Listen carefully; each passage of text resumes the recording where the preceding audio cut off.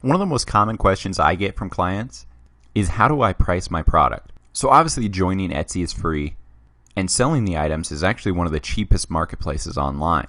So I just want to go over the fees for you. So to list a product on Etsy, it's 20 cents. And that listing is going to last for 4 months or until the item sells. Then you pay another 20 cents to relist it. Then Etsy's commission is 3.5%.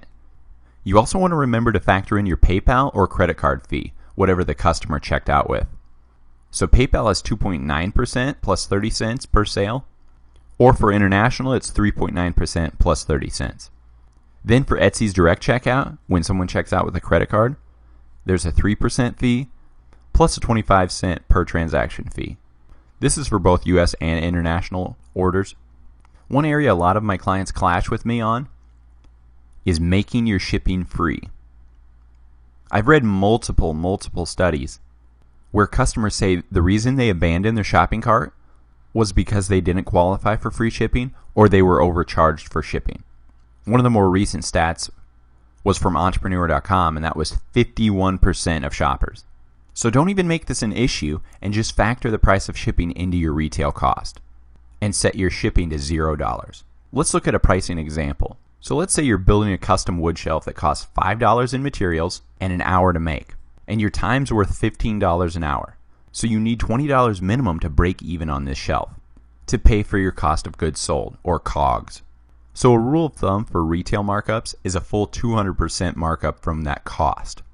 So this means you can sell your shelf for $80 retail and have the option to eventually sell it to other retail stores at a wholesale price. So say if you get into Bed Bath & Beyond with your product, you can sell to them for $40 and then they will sell it for $80. So again, these margins can change product to product, but this is just a good rule of thumb as starting point. So after many marketing classes, I would never price this at $80. I would price it at $79.99. And now let's break down my final net profit.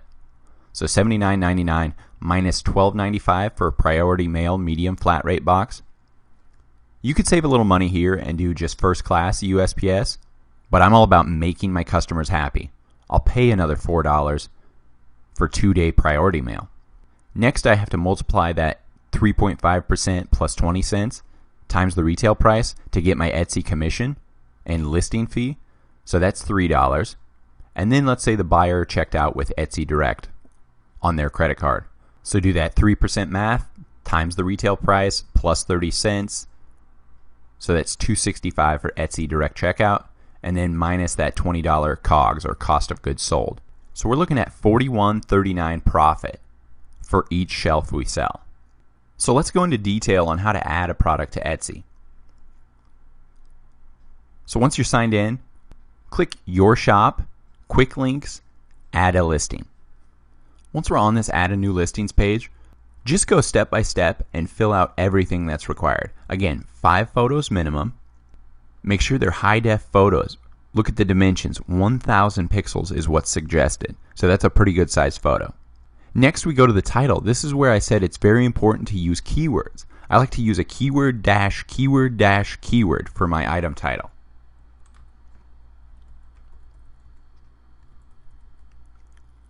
So say we're selling that leather jacket, vintage, leather,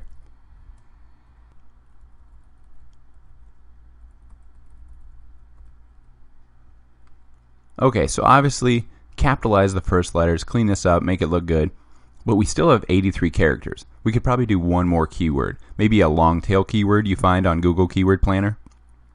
But look at this, we have leather, we have vintage, we have authentic, we have coat, a lot of good keywords in here. But again, we want to back check and make sure we're using the most highly searched keywords. So next, about this listing. Who made it? I did. A finished product. And then recently, what year? Choose your category. This one's clothing. Our price, we'll say it's $80 for this jacket.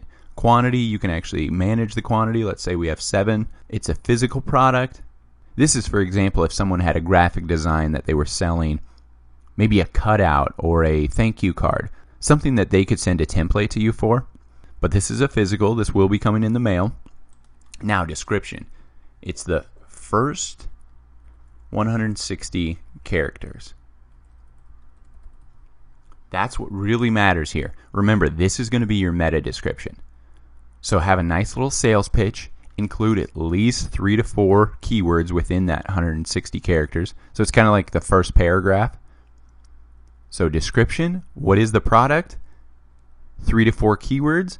Then press enter. Add some more details. Go into further, what are the dimensions? What are the specific materials used? Answer every question you would want to know as a buyer.